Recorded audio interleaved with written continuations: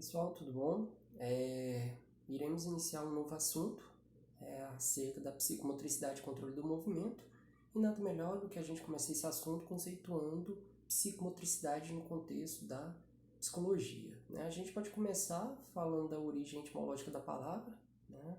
Psico, relacionando a parte cognitiva e intelectual do indivíduo, e motricidade, movimento, certo? E a psicomotricidade seria a realização de um pensamento por meio de um ato motor, realizado de forma harmoniosa e contextualizada a um quadro de afetividade equilibrada, certo?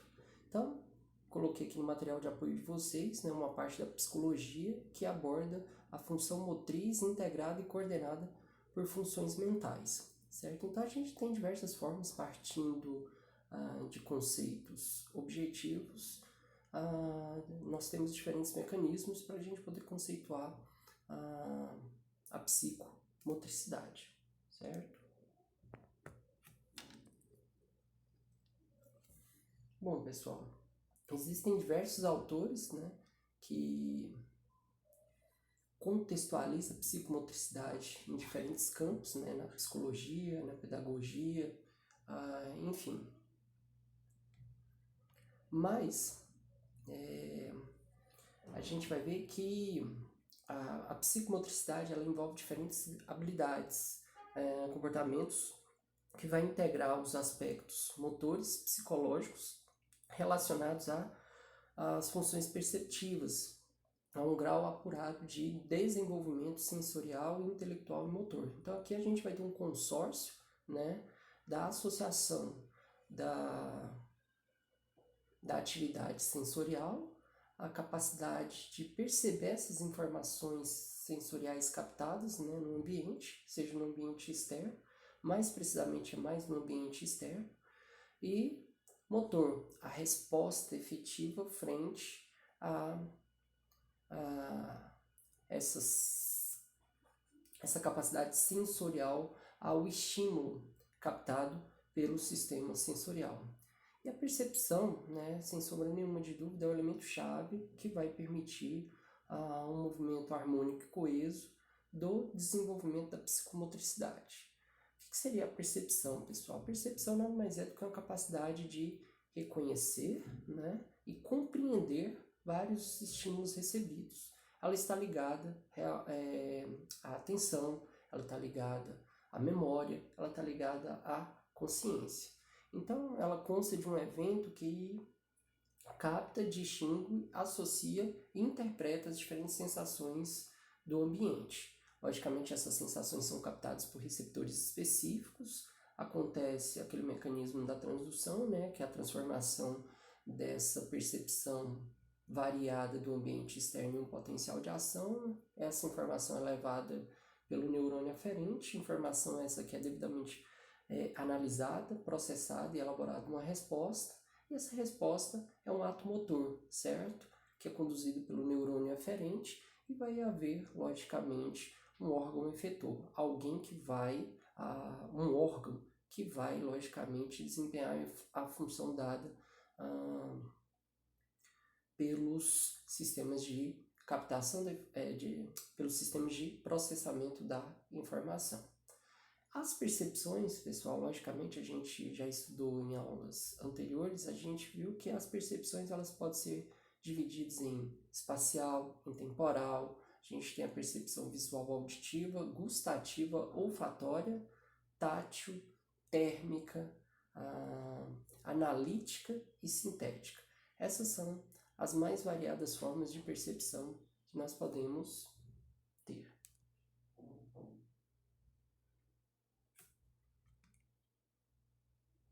Bom, pessoal, a percepção espacial ela se deve à capacidade de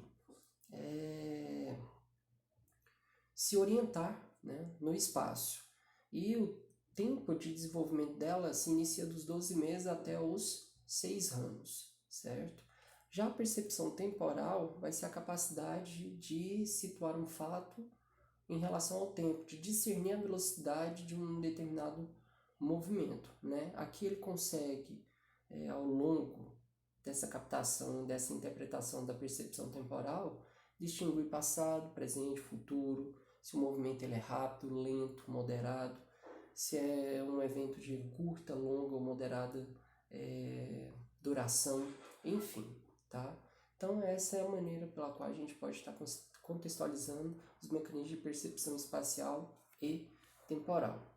E logicamente, pessoal, esse desenvolvimento psicomotor ele está diretamente associado, né, ao processo de maturação, ao desenvolvimento existente desde o processo da concepção, onde o corpo é a origem dessas aquisições cognitivas, afetivas e orgânicas. A gente precisa ter um consórcio harmônico dessas três esferas de aquisição atuando de forma adequada para permitir a realização de um movimento extremamente harmonioso, condizente com as percepções captadas pelo ambiente. E, logicamente, isso tem um caráter subjetivo, né, pessoal? A gente pode verificar que diferentes pessoas captam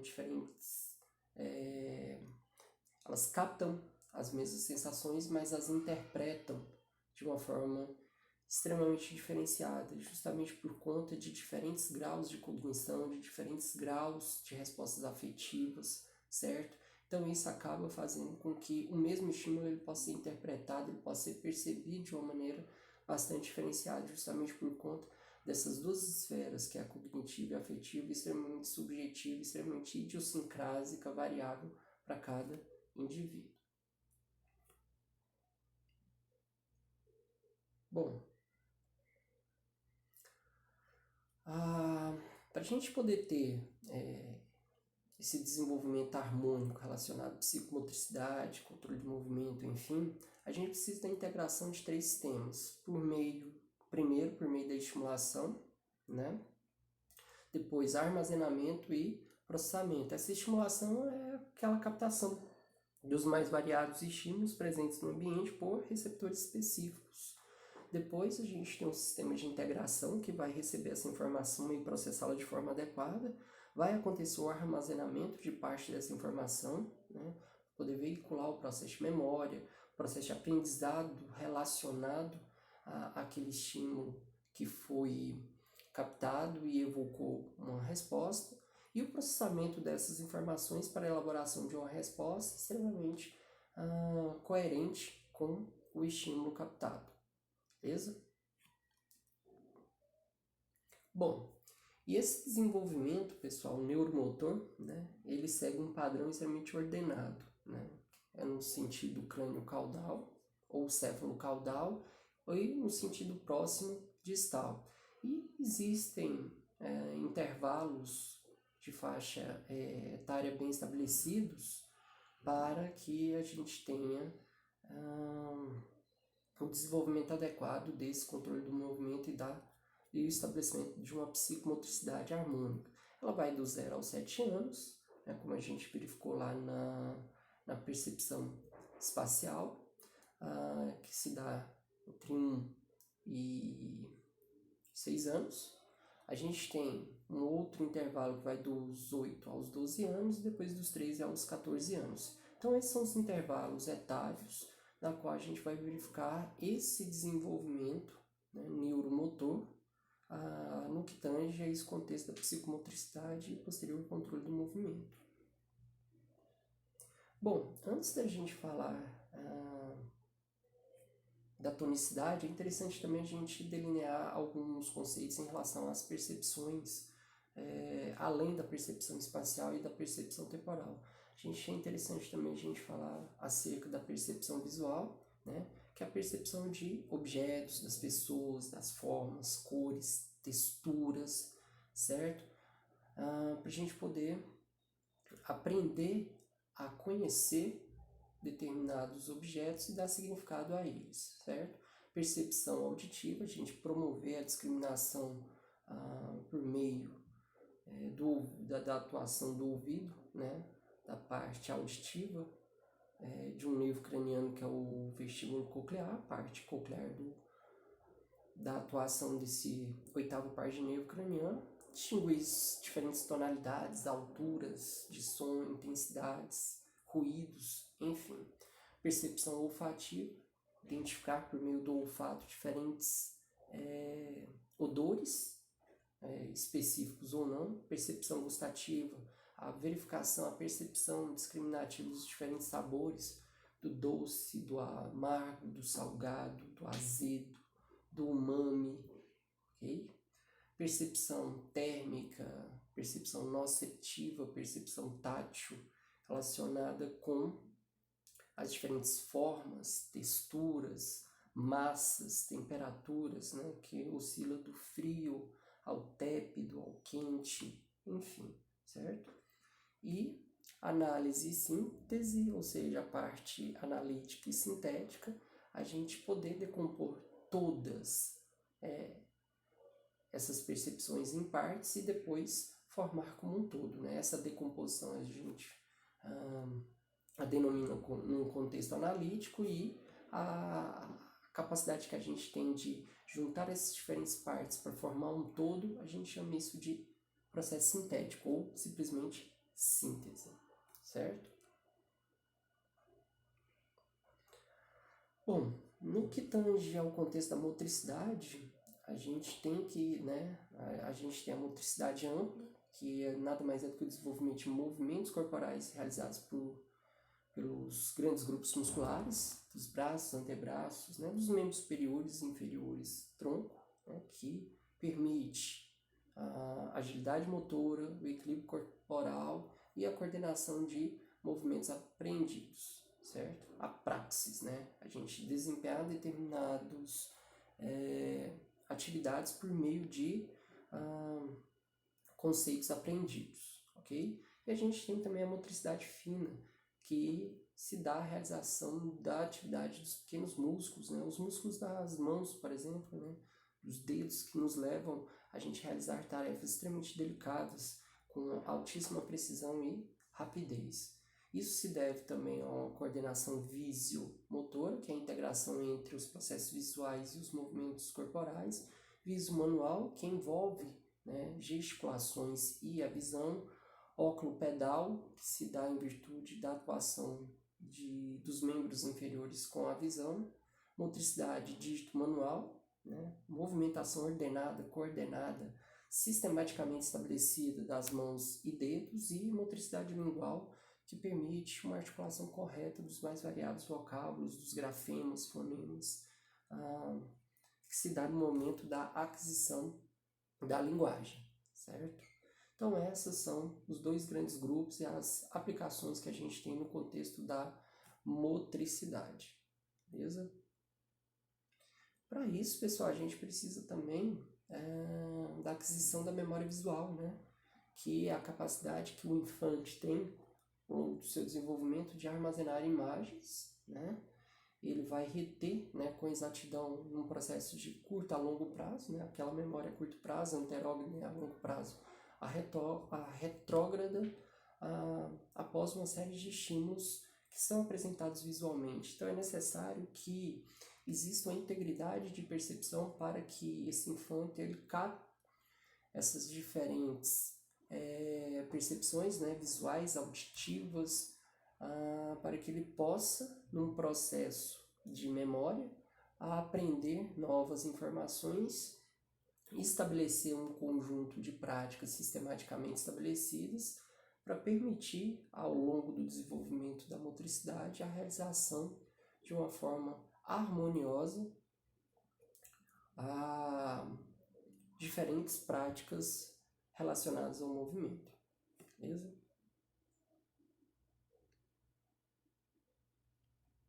Bom, em relação, né, ao movimento, à medida que o infante vai se desenvolvendo, para o movimento é necessário o estabelecimento de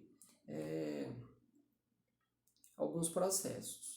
O primeiro deles, né, se dá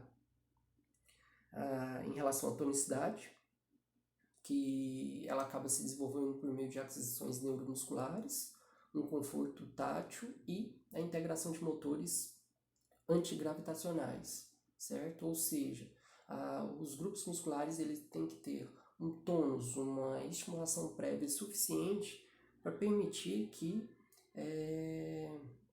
ele possa, né, esse infante, durante o seu desenvolvimento, ele possa adquirir uma certa estabilidade, justamente por conta desses padrões motores antigravitacionais, que ele acaba se opondo à tendência natural, que é se atrair para o centro, né, da Terra, ou seja, esses movimentos antigravitacionais, para que ele possa adquirir, aplicar o conceito de equilíbrio que a gente vai ver logo a seguir. Mas para isso é necessário o desenvolvimento dessa tonicidade.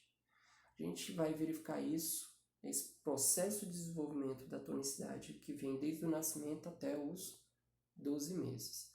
Depois a gente vem, logicamente, concomitante ao desenvolvimento da tonicidade, a gente tem o equilíbrio, que é a manutenção da postura bípede, né? A partir do momento que a gente tem um tônus suficiente para poder manter a integridade antigravitacional de determinados grupos musculares, a gente pode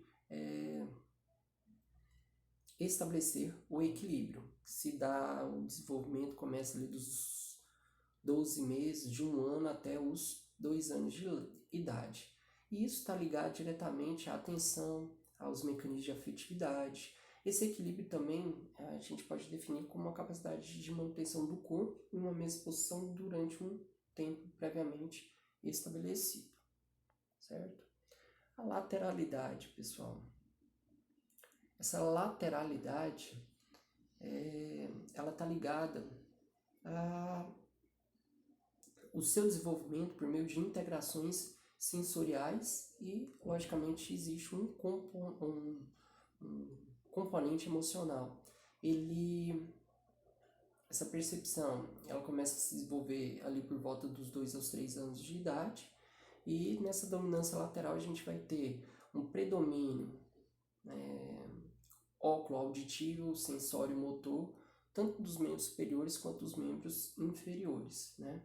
E, logicamente, ele vai ser definido, esse grau de dominância lateral, ali por volta dos 5 anos de idade. E ela será tanto mais intensa para um determinado lado, né, seja um lado esquerdo ou direito. No que tange, além, né, dessa intensidade de força, a agilidade da execução da manifestação, tanto aferente quanto eferente dessas percepções oculares, auditivas, sensório-motores, enfim. Okay? Essa lateralidade a gente pode também definir como uso preferencial de um dos lados do corpo para a realização de determinadas atividades, né? Dos olhos, mãos, pés, ouvidos. E essa preferência se explica pelo quê? Pela predominância da atividade elétrica em um dos hemisférios cerebrais. Se o hemisfério predominante for o lado direito, a pessoa será canhota, né?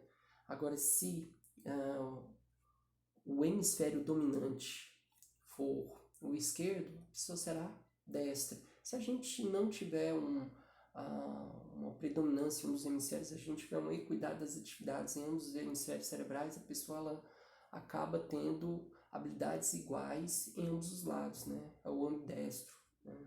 É aquela pessoa que desenvolve com a mesma agilidade, a mesma destreza, com a mesma intensidade de força, seja ela no processo amplo ou no processo de execução fina, em ambos os lados do corpo, porque aqui a gente, nessa situação, não tem nenhum predomínio de hemisférios cerebrais na execução, ou seja, na expressão da eferência das diferentes percepções elaboradas por meio da captação dos diferentes estímulos ambientais, certo? E a gente tem diversos tipos de lateralidade, pessoal. A gente pode ter a chamada contrariada, né, que é geralmente verificada em canhotos, indivíduos sinistros, né, vem da palavra sinister, né, quer dizer justamente predomínio do lado esquerdo. A gente tem a cruzada, quando não existe, né, homogeneidade na preferência de um dos lados do corpo, mão direita, pé esquerdo, enfim. A indefinida, que crianças, infantes que ainda não definiram a sua preferência lateral após os 5 anos, e tem a ambidestria, que é a utilização de ambos os lados do corpo com a mesma habilidade, com a mesma agilidade. Beleza? Bom, a gente tem também, né, pessoal, a possibilidade, né, do desenvolvimento do esquema corporal, a percepção da imagem corporal, né, que ele descobre o seu eu, certo? A conscientização das diferentes partes do seu corpo, das diferentes posições relativas do seu corpo. Essa percepção corporal e condutas de imitação, né, visual, o infante que acaba imitando certos movimentos, certas práticas dos adultos, ela se dá ali por volta dos 3, 4 anos, né? A partir do momento que ela toma consciência do seu esquema corporal, né, do seu eu, ela começa também a desenvolver processos imitativos. Ela começa a querer imitar determinados tipos de movimentos dos adultos. Por isso que a gente tem que ser extremamente cauteloso na realização de determinadas atividades perto desses infantes, com o propósito da gente poder, né, dar uma espécie de bom exemplo, né, porque eles têm uma capacidade muito grande de reproduzir tudo aquilo que, né, principalmente nessa fase, uma capacidade muito grande de reproduzir aquilo que ele está visualizando, né? Ele está naquele processo de aprendizado, ele está naquele processo de captação dessas informações, percepções dessas diferentes sensações. Aí ele começa a perceber as diferentes partes do seu corpo e quer, né, se descobrir, e quer experimentar coisas novas. Isso faz parte do processo normal, fisiológico do desenvolvimento motor, da psicomotricidade e, logicamente, com uma melhora constante dos mecanismos de controle do movimento, do aprimoramento desse controle do movimento, certo? Bom, essa estruturação, né, pessoal, espaço temporal a gente já falou logo no início, ela se dá ali por volta, começa ali por volta de 1 até os 6 anos, mas o ápice, o zênite dela mesmo se dá ali por volta dos 4, 5 anos de idade, onde a gente vai ter uma maior proficiência, né, dos mecanismos de linguagem, a gente vai verificar uma melhor percepção, uma melhor capacidade da percepção das informações, mecanismos aprendidos com maior eficiência e, logicamente, uma elaboração, né, desse contexto, dele saber discernir no caso do espaço, ele saber definir, né, essa situação em relação ao tempo, né, essa situação de definição da linha temporal, saber o que é presente, passado, futuro, a duração de determinados eventos e a intensidade, né, desses eventos também. Okay?